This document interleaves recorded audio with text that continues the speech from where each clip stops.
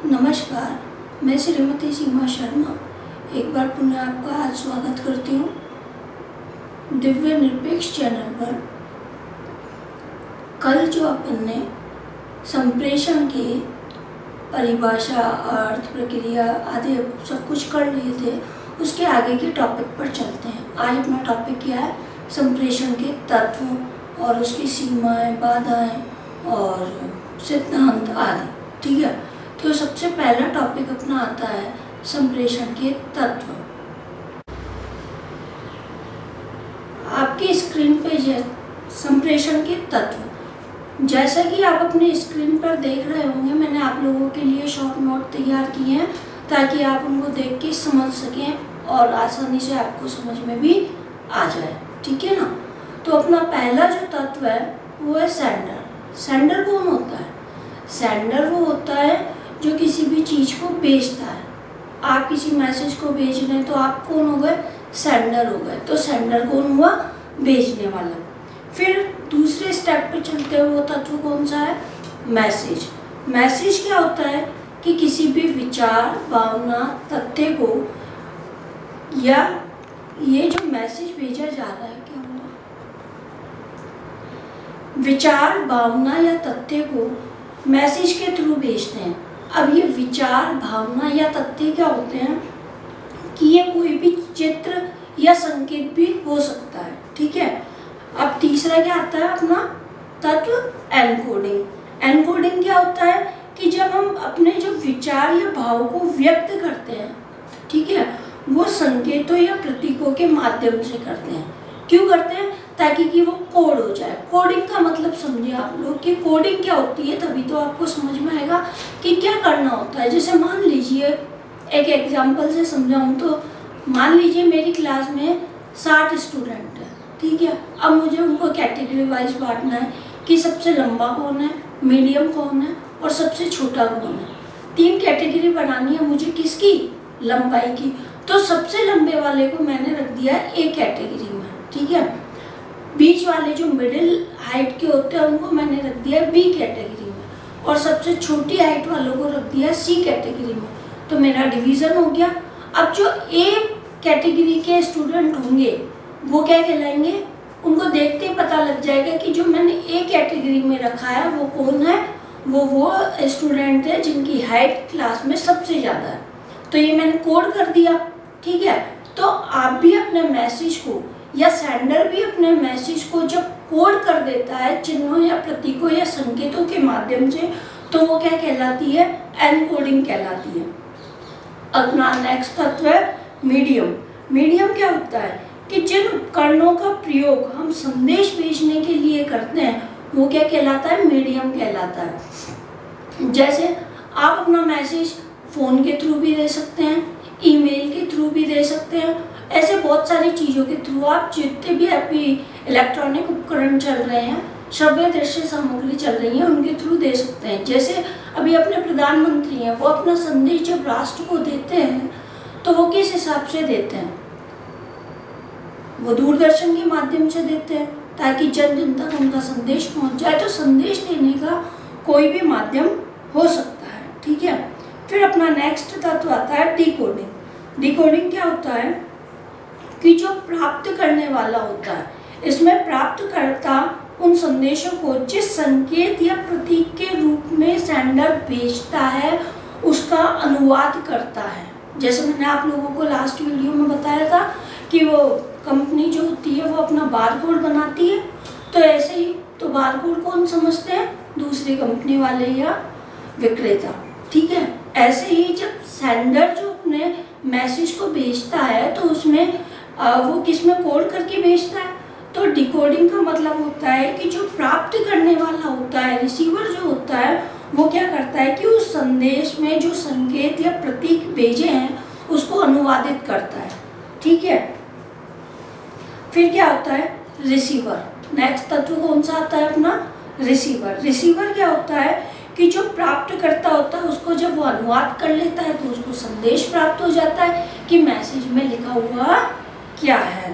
ठीक है। नेक्स्ट अपना आता है और लास्ट आता है फीडबैक, कि जब रिसीवर को वो अनुवाद कर लेता है, उसे मैसेज प्राप्त हो जाता है, तो उसको क्या करना जरूरी होता है। संप्रेषण की प्रक्रिया लास्ट टाइम बताया था कि कब पूरी होती है, जब आप उसका फीडबैक देते हैं। फीडबैक यानी आप जवाब देते हैं, प्रश्न पोषण करते हैं, तो उसको क्या कहते हैं, फीडबैक कहते हैं। तो इन तत्वों के द्वारा अपने संप्रेषण के जो तत्व होते हैं वो बताए गए हैं। प्रकार को हम दो भागों में बांटते हैं, शाब्दिक और अशाब्दिक। शाब्दिक से आप क्या समझते हैं, शाब्दिक यानी जो शब्दों के द्वारा किया जा रहा हो, ठीक है। अब इसमें क्या होता है कि जो अपने जो विचार होते हैं, शाब्दिक संप्रेषण में हम भाषा का प्रयोग करते हैं, और भाषा अपनी कैसी होती है, भाषा अपनी मौखिक भी हो सकती है और लिखित भी हो सकती है। तो अपन कह सकते हैं कि विचारों, तथ्यों, सूचनाओं, भावनाओं को मौखिक या लिखित भाषा के द्वारा जब किया जाता है तो वो कहलाता है शाब्दिक संप्रेषण।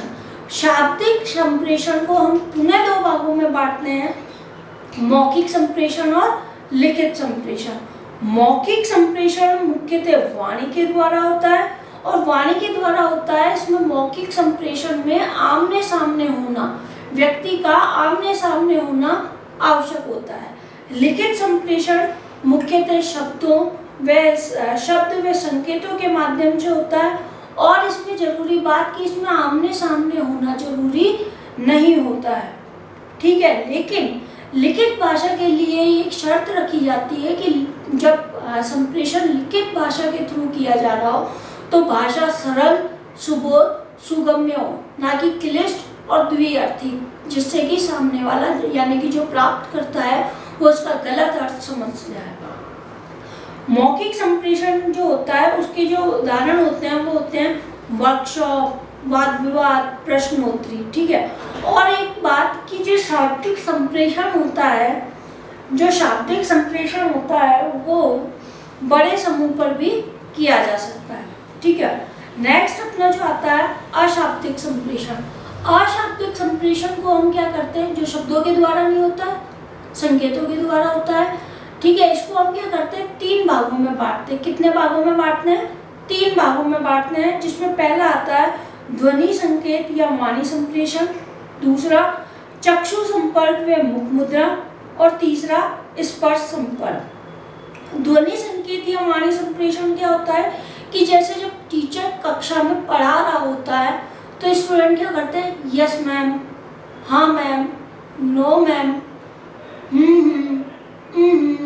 ऐसी जब आवाज निकालते हैं तो आप क्या कर रहे हैं, संप्रेषण कर रहे हैं, यानी कि जवाब दे रहे हैं, लेकिन किसमें, यस नो में, ठीक है। तो इसको क्या बोलते हैं, ध्वनि या संकेत या वाणी संप्रेषण। दूसरा अपना आता है चक्षु संपर्क व मुख मुद्रा। इसमें क्या होता है कि या तो स्टूडेंट और टीचर का आई कांटेक्ट हो, ठीक है, चक्षु संपर्क, चक्षु यानी आंख, इंद्रिय जनित हो, या फिर मुख मुद्रा से हो। जैसे हम किसी भी व्यक्ति के भय, क्रोध, प्रसन्नता जैसे भावों को उसकी मुख मुद्रा से ही समझ लेते हैं। एग्जाम्पल से आप समझिए कि जैसे कक्षा में टीचर पढ़ाने आया और बहुत शोर हो रहा है, तो टीचर क्या करता है, आंख निकाल के सारे स्टूडेंटों को देखता है, तो स्टूडेंट समझ जाते हैं कि टीचर जो है चुप होने की कह रहा है, और स्टूडेंट तुरंत चुप हो जाते हैं, ठीक है। तो ये क्या किया कि वो उनके हाव भाव से ही समझ गए, उनके आंख निकालने से, कि हाँ भाई चुप होना है, या कोई गलत उत्तर दे दिया तो टीचर क्या करता है, गुस्से से देखता है, तो सामने वाला समझ जाता है कि आंसर गलत है ना, या आंसर सही दिया तो वो पहले मुस्कुरा कर देखते हैं, तो वो क्या हो जाता है कि आंसर सही है। तो ये मुख मुद्राओं से पता लग जाता है। तो मुख मुद्रा से भी संप्रेषण होता है, जो किस में आता है, अलिखित संप्रेषण में आता है। नेक्स्ट अपना आता है स्पर्श संपर्क, यानी कि सामने वाला व्यक्ति दूसरे व्यक्ति के स्पर्श से भी संप्रेषण का भाव ले सकता है। इसको भी आप एग्जाम्पल से समझिए कि जैसे दो व्यक्ति होते हैं और एक दूसरे से हाथ मिलाते हैं, तो कई बार एक बड़े तरीके से हाथ मिलाया जाता है, तो बोलते हैं यार बड़ी शालीन व्यक्ति है। एक हाथ मिला के जोर से दबा देते हैं, तो बोलते हैं यह हाथ मिला रहे हैं, है ना, होता है या नहीं होता। दूसरा और उदाहरण समझिए कि जैसे क्लास में किसी स्टूडेंट ने बहुत अच्छा कार्य किया और टीचर उसको जाके उसकी पीठ थपथपाता है और कहता है शाबाश, शाबाशी देते हैं ना, तो जैसे ही उसने शाबाशी दी तो वो क्या किया, उसने उसका स्पर्श किया, और जब ये स्पर्श किया तो ये किस में आ जाएगा, स्पर्श संप्रेषण में आ जाएगा। ठीक है, संप्रेषण के अन्य प्रकारों की ओर चलते हैं। अनौपचारिक संप्रेषण, ये मुख्य प्रकार थे। आप चल रहे हैं अपन अन्य प्रकार की ओर, जिसमें पहला अपन ने क्या बोला, अनौपचारिक संप्रेषण। अनौपचारिक संप्रेषण का मतलब होता है कि जिसमें संप्रेषण की फुल आज़ादी हो, आज़ादी से आप संप्रेषण कर सकते हो। आप अपने फ्रेंड से बातें करते समय फुल आज़ाद रहते हैं कि कुछ भी बोलो, ठीक है, या भाई बहन से बातें करते समय आप क्या करते हैं कि कुछ भी बोलो, है ना। कुछ भी बोलो से मतलब कि आप मतलब फुली मूड में बोल सकते हैं, ठीक है, वहाँ एक फॉर्मल नहीं रहना पड़ता, तो उसको क्या बोलते हैं, अनौपचारिक संप्रेषण। दूसरा आता है औपचारिक संप्रेषण। औपचारिक संप्रेषण क्या होता है कि जब बात करने का तरीका विधिवत व वैज्ञानिक हो, यानी फॉर्मल तरीका हो। फॉर्मल तरीका क्या होता है, जैसे ऑफिसों में होता है, जूनियर सीनियर के मध्य होता है फॉर्मल तरीका, उसको हम क्या बोलते हैं, फॉर्मल तरीके से जब बात की जाती है ना, तो उसको क्या बोलते हैं, संप्रेषण किया जाता है, तो वो क्या हुआ, औपचारिक संप्रेषण। ठीक है, नेक्स्ट आता है एक तरफा या एकल संप्रेषण, या इसे वन वे संप्रेषण भी कह सकते हैं। तो इसमें क्या होता है कि जब संदेश भेजने वाला संदेश भेज दे और प्राप्तकर्ता उसे ग्रहण कर ले। ध्यान दें, मैंने क्या बोला कि जब प्राप्तकर्ता उसे ग्रहण कर ले, ग्रहण कर रहा है, जवाब नहीं दे रहा है, यानी कि संप्रेषण में क्या जरूरी होता है कि बाद में जवाब भी दे, फीडबैक भी दे। तो उसने सिर्फ ग्रहण कर लिया, ग्रहण कर लिया यानी वन वे हुआ। कैसे, एग्जाम्पल से समझिए आप इसे, तो समझ में आएगा कि जैसे क्लास में एक टीचर पढ़ाने के लिए आए, ठीक है, और पढ़ाते टाइम वो किसी स्टूडेंट को कह रहा है खड़े हो जाओ, ठीक है, स्टूडेंट ने क्या किया, खड़ा हो गया। खड़ा हो गया तो वो क्या हुआ, वन वे संप्रेषण हुआ। ठीक है, नेक्स्ट आता है दो तरफा संप्रेषण। दो तरफा संप्रेषण किसे कहते हैं कि जब दो व्यक्ति आपस में बातचीत करते हैं और उनमें तर्क वितर्क होता है। जैसे एग्जाम्पल से समझे कि कक्षा में तर्क वितर्क कैसे होगा। एग्जाम्पल समझे कि जैसे कक्षा में टीचर स्टूडेंट से प्रश्न पूछ रहा है और स्टूडेंट उसका जवाब दे रहा है, तो आमने सामने हो रहा है, तर्क वितर्क हो रहा है। इसे ही क्या बोलते हैं, दो तरफा संप्रेषण। ठीक है, एक होता है अंतर व्यक्तिगत संप्रेषण। दो शब्दों पर ध्यान देना, एक होता है अंतर व्यक्तिगत संप्रेषण और एक होता है अंतर व्यक्तिगत संप्रेषण। अंतर व्यक्तिगत संप्रेषण और अंतर व्यक्तिगत संप्रेषण में क्या अंतर होता है। अंतर व्यक्तिगत संप्रेषण में होता है कि व्यक्ति का खुद से, यानी इंट्रापर्सनल। इंट्रापर्सनल यानी आप बोलते हैं ना, मैं इंट्रोगेटिव होगी, यानी इंट्रोगेटिव यानी इंट्रापर्सनल, यानी कि व्यक्ति जब खुद से ही बात करता है तो वो क्या कहलाता है, अंतर व्यक्तिगत। क्या कहलाता है, अंतर व्यक्तिगत। जब व्यक्ति स्वयं की इच्छाओं के बारे में स्वयं से ही प्रश्न करता है, स्वयं से ही बातें करता है, तो वो क्या कहलाता है, अंतर व्यक्तिगत। ठीक है, संप्रेषण। जैसे एग्जाम्पल से समझे कि जैसे आपकी परीक्षा होने वाली है, तो स्टूडेंट क्या करते हैं, खुद से बातें करते हैं, यार मेरा ये पढ़ा हुआ आएगा कि नहीं आएगा, इस आंसर में ये बिंदु आएंगे ना, इस आंसर में ये टॉपिक पढ़ के जान देना, ऐसे कि मेरे जो पढ़ा हुआ है वही आ जाएगा ना। ऐसे जो खुद से गॉसिप करते हैं ना, विचार, खुद के विचार खुद से वो करते हैं शेयर, तो वो क्या कहलाता है, इंट्रापर्सनल कम्युनिकेशन। ठीक है, दूसरा होता है अंतर व्यक्तिगत संप्रेषण। अंतर व्यक्तिगत क्या होता है कि जब दो व्यक्तियों में आपस में इच्छाओं के बारे में अपने विचारों का आदान प्रदान होता है, तो वो क्या कहलाता है, अंतर व्यक्तिगत संप्रेषण। तो आप लोग ध्यान रखना कि अंतर और अंतर व्यक्तिगत में क्या अंतर होता है, ताकि आपको संप्रेषण समझते समय वो चीज अच्छे से समझ में आए कि अंतर व्यक्तिगत में क्या लिखना है और अंतर व्यक्तिगत में क्या लिखना है। तो आई होप आपको जो है संप्रेषण के प्रकार अच्छे से समझ में आए होंगे। नेक्स्ट चलते हैं, अब अपन चलते हैं इसके सिद्धांतों की ओर। ठीक है, संप्रेषण के कुछ सिद्धांत होते हैं, जिसमें सबसे पहला आता है स्पष्टता का सिद्धांत। स्पष्टता का सिद्धांत क्या होता है बच्चों, कि जब संप्रेषण करते समय हमारी भाषा बिल्कुल साफ हो, यानी कि संप्रेषण के लिए जो लैंग्वेज है, पहले भी बताया था कि भाषा सरल सुबोध सुगम्य होनी चाहिए, क्लिष्ट या द्व्यर्थी नहीं होनी चाहिए, जैसे कि जिससे कि मैसेज का जो अर्थ है वो अनर्थ में बदल जाए और समझ में ना आए। तो इसलिए संप्रेषण करते समय हमारी भाषा कैसी होनी चाहिए? साफ होनी चाहिए। अगर हमारी भाषा साफ नहीं होगी तो प्राप्तकर्ता क्या करेगा? उसका गलत अर्थ समझ लेगा। इसलिए हमको अपनी भाषा कैसी रखनी है? स्पष्ट, सरल, सुगम्य। दूसरा सिद्धांत आता है समन्वय का सिद्धांत। समन्वय का सिद्धांत क्या होता है कि जब प्रभावी संप्रेषण कब पूरा होगा? तभी हो सकता है कि जब संदेशों के बीच में समन्वय स्थापित किया जाए। क्यों? क्योंकि बिना समन्वय के पहले वाले संदेश का अर्थ नहीं निकाल पाएगा। और अगर जब हम बातचीत करते हैं तो समन्वय होना बहुत जरूरी है। समन्वय मतलब क्या होता है? समन्वय का अर्थ जाने कि समन्वय का मतलब होता है तालमेल बैठाना, कि जैसे मैंने तो भेज दिया और आप उसका जवाब ही नहीं दे रहे, ठीक है, या उसको देख रही नहीं, अनदेखा कर रहे हैं, तो जब मैं भेज रही हूँ तो आप उसको जवाब दें, वो चीज़ होती है तालमेल बैठाना। तो उसको बोलते हैं, सिंपल भाषा में बता रही हूँ, उसे हम क्या बोलते हैं? समन्वय। तो संदेश भेजने वाले में और प्राप्तकर्ता में दोनों के बीच में क्या होना जरूरी है? समन्वय होना जरूरी है। तीसरा सिद्धांत आता है संगतता का सिद्धांत।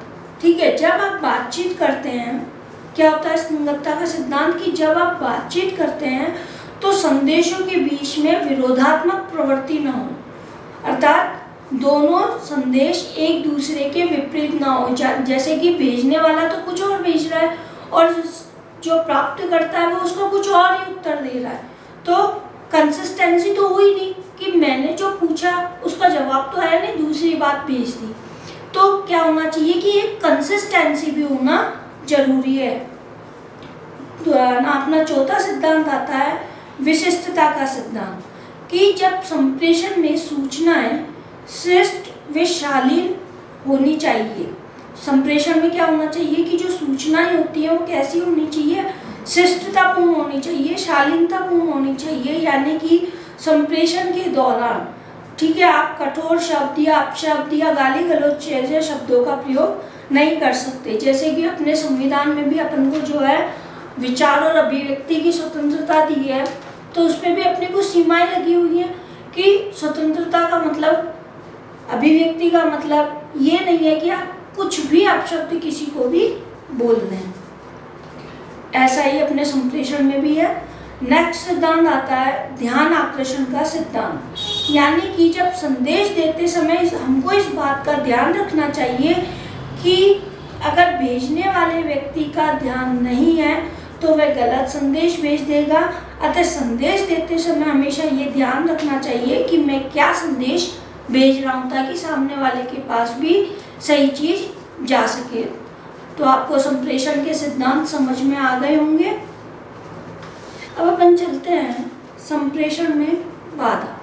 संप्रेषण में बाधा क्या होती है कि कई बार कक्षा में संप्रेषण करते समय, तो अपन मैंने क्या बोला उस पर ध्यान दें कि कक्षा में संप्रेषण करते समय, ठीक है, कक्षा में संप्रेषण करते समय मैंने क्यों बोला? क्योंकि जो अपना सिलेबस है उसमें संप्रेषण जो दिया हुआ है वो शिक्षा के स्तर का दिया हुआ है। ठीक है, संप्रेषण हर क्षेत्र में होता है, अपन को किस में पढ़ना है? शिक्षा के क्षेत्र में पढ़ना है। इसीलिए समझ में आया? तो अपन बात करते हैं संप्रेषण में बाधाओं की, कि शिक्षा के क्षेत्र में जो है वो कौन कौन सी है। कक्ष में जब अपन संप्रेषण करते हैं तो कौन कौन सी बाधाएं जो है वो आती हैं। ठीक है, तो अपनी पहली जो बाधा है वो है भौतिक बाधा। भौतिक का मतलब क्या होता है? भौतिक का मतलब क्या है? जैसे आपकी टेबल कुर्सी है, लाइट पंखा है, ये सब क्या है? फर्नीचर्स है, ये सब क्या है? ये भौतिक चीज़ें। तो उसमें क्या क्या बाधाएं आती है वो वाली चीज़। तो जैसे भौतिक बाधाओं में मान लीजिए कि कक्षा में बहुत शोर हो रहा है, तो क्या शिक्षण संभव है? और जब शिक्षण संभव नहीं है तो क्या होगा? संप्रेषण भी संभव नहीं होगा। तो अपनी पहली बात क्या हो गई, या पहली बाधा क्या हो गई भौतिक बाधा में, कि कक्षा में शोर हो रहा है। आप जो मैं चीज़ बोल रही हूँ उससे भौतिक बाधाओं के सब पॉइंट भी बना सकते हैं। वो अपना अपना IQ लेवल होता है कि आप उस चीज़ को पूरा एक पैराग्राफ में लिखते हैं या उसको सब पॉइंट में लिखते हैं। ठीक है, नेक्स्ट आता है कि जैसे विद्यालय का या महाविद्यालय का जो वातावरण है वो अच्छा ना हो। ठीक है, वातावरण से मतलब है कि गंदगी हो रही हो और बिल्कुल मैंने जो है बंद कमरे में शिक्षण करवाना हो, तो क्या वो संभव है? नहीं है ना, बच्चों का ध्यान ही नहीं लगेगा। जब ध्यान ही नहीं लगेगा तो संप्रेषण होगा ही नहीं। तो सबसे पहली चीज़ है खुला स्वच्छ वातावरण भी होना चाहिए, जो अपनी भौतिक बाधाओं की दूसरी बाधा मानी जाती है। तीसरा आता है कि भौतिक असुविधाएं क्या होती है। भौतिक असुविधाएं क्या होती हैं कि जैसे मान लीजिए आपके बैठने की उचित व्यवस्था नहीं है, जो विद्यार्थी होते हैं उनकी बैठने की उचित व्यवस्था नहीं है, या कक्षा कक्ष में लाइट का प्रबंध नहीं है, या पंखे की व्यवस्था नहीं है, तो ऐसे में भी जो है शिक्षण संभव नहीं है, तो संप्रेषण भी संभव नहीं है। जो ये चीज़ें क्या होगी कि संप्रेषण में बाधा उत्पन्न करेगी। ठीक है, नेक्स्ट आता है कि स्टूडेंट अपना ध्यान केंद्रित नहीं कर पा रहे। क्यों नहीं कर पा रहे? तो ये इसका भी एक कारण हो सकता है बाधा में कि मान लीजिए या तो हो सकता है कि जो शिक्षक है वो जब पढ़ा रहा हो तो उसकी शिक्षण विधि अच्छी ना हो, तो स्टूडेंट को समझ में नहीं आ रहा होगा। या ये हो सकता है कि शिक्षक की शिक्षण विधि तो अच्छी है और बच्चे का उस विषय में रुचि ना हो, तो भी संप्रेषण संभव नहीं है। या ये भी हो सकता है कि जो स्टूडेंट है वो अपनी पारिवारिक स्थिति की वजह से या किसी परेशानी की वजह से वो क्लास में ध्यान ना दे पा रहा हो। तो जब स्टूडेंट कक्षा में शिक्षण कराया जा रहा है और अपना ध्यान नहीं लगा पा रहा, तो क्या संप्रेषण संभव है? और जब संप्रेषण संभव नहीं है तो शिक्षण भी संभव नहीं हो सकता। नेक्स्ट अपना आता है कि भौतिक सुविधाओं में कि स्वास्थ्य अच्छा नहीं होना। अपन कहते हैं ना कि स्वस्थ शरीर में ही स्वस्थ मस्तिष्क जो है वो निवास करता है। क्यों कहते हैं ऐसा?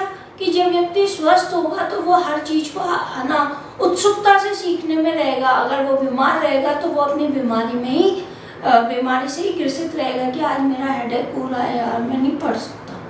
ठीक है, और अगर वो स्वस्थ रहेगा तो उमंग उत्साह से उस चीज को सीखने की ललक उसमें रहेगी। तो ये थी भौतिक बाधाएं। दूसरी बाधा की ओर हम चलते हैं। दूसरी बाधा होती है कि अत्यधिक भार की बाधा। ठीक है, जैसे कि स्टूडेंट पर अत्यधिक बर्डन आ जाता है काम का, तो वो कई बार क्या करते हैं कि या तो सूचनाओं को टाल देते हैं या देर से उत्तर देते हैं। जब अपन सूचनाओं को टाल देते हैं या देर से उत्तर देते हैं तो इससे भी क्या होता है, संप्रेषण संभव नहीं हो पाता। नेक्स्ट अपनी जो बाधा आती है वो आती है भाषा की बाधा। भाषा की बाधा क्या होती है कि मान लीजिए कि या तो शब्द भंडार की कमी हो, अस्पष्ट शब्द बोला जा रहा हो, या आवश्यकता से ज़्यादा शब्द बोले जा रहे हो, या शब्दों का गलत उच्चारण किया जा रहा हो, या भाषा की भिन्नता हो कि जैसे कोई दूसरे उससे आया हो और उसको जो है लैंग्वेज जो है समझ में नहीं आ रही है। ठीक है, तो वो भी भाषा की एक भिन्नता हो सकती है। तो ये सारी चीज़ें क्या होती है, लैंग्वेज से संबंधित हमारी जो है संप्रेषण में बाधाएं आती हैं। नेक्स्ट अपनी जो बाधा आती है वो आती है माध्यम की भाषा। माध्यम में यदि तकनीकी खराबी हो जाए, ठीक है, आप फ़ोन पे बात कर रहे हैं और फ़ोन जो है एकदम से आपके बैटरी डाउन हो जाए, ठीक है, या वहाँ पे टावर ही नहीं आ रहा, तो ये तकनीकी खराबी हुई ना। तो तकनीकी माध्यम में जो है बाधा आ जाए तो वो भी अपनी एक क्या है, बाधा है। नेक्स्ट आता है पृष्ठभूमि की बाधा है। पृष्ठभूमि की बाधा क्या होती है कि पूर्व अधिगम का सही ना होना, पूर्व ज्ञान को नए ज्ञान से न जोड़ पाना, यानी कि व्यक्ति जो होता है, स्टूडेंट जो होता है, वो जो पहले ज्ञान सीख के आया हुआ होता है, ठीक है, और अभी जो नए क्लास में आएंगे तो नया ज्ञान मिलेगा ही मिलेगा। और नया ज्ञान जब मिलता है तो आप ये जान चुके होंगे कि नए ज्ञान को पूर्व ज्ञान से जोड़कर ही नया ज्ञान दिया जाता है। तो यदि उसने पूर्व ज्ञान ही ढंग से नहीं लिया होगा तो वो पूर्व ज्ञान को नए ज्ञान से नहीं जोड़ पाएगा, वो भी उसके लिए एक बाधा होती है। तो आई होप आपको बाधाएं समझ में आई होंगी। अब चलते हैं संप्रेषण के क्या लाभ हो सकते हैं। लाभ आप खुद समझ सकते हैं कि पहले आप लोग जो है चिट्ठी पत्री जाती थी तो चिट्ठी में कितना टाइम लगता था, है ना। वही चीज़ आज आप एक फ़ोन करके 2 मिनट में बोल देते हैं। तो इससे क्या हो रहा है, समय की बचत हो रही है, धन की बचत हो रही है, समय की बचत हो रही है और लिखित संचार की तुलना में अधिक प्रभावी हो रहा है। पहले आप क्या करेंगे कि सोचेंगे कि क्या लिखूं, क्या करूं, और मौके में आपने तुरंत उस बात को बोल दिया तो वो क्या हुआ कि समय की बचत हो गई। ठीक है, नेक्स्ट क्या हो सकता है और इसको लाभ आप खुद सोच के देखें। जब आप इसको एनालाइज करेंगे तो आपको इसके लाभ खुद ही निकालने आ जाएंगे कि कैसे इसके और क्या क्या लाभ हैं। ठीक है, एक बार में एक से अधिक व्यक्तियों को हम संप्रेषण कर सकते हैं। ठीक है ना, तो ये भी यानी कि ये बहुपक्षीय संप्रेषण भी हो सकता है। तो ये होते हैं इसके लाभ। तो आज का वीडियो इतना ही था। मैं आप लोगों से कहना चाहूँगी कि आप वीडियो को लाइक करें, शेयर करें, सब्सक्राइब करें ताकि आगे आने वाले वीडियो की जानकारी आपको अधिक से अधिक प्राप्त हो सके। धन्यवाद।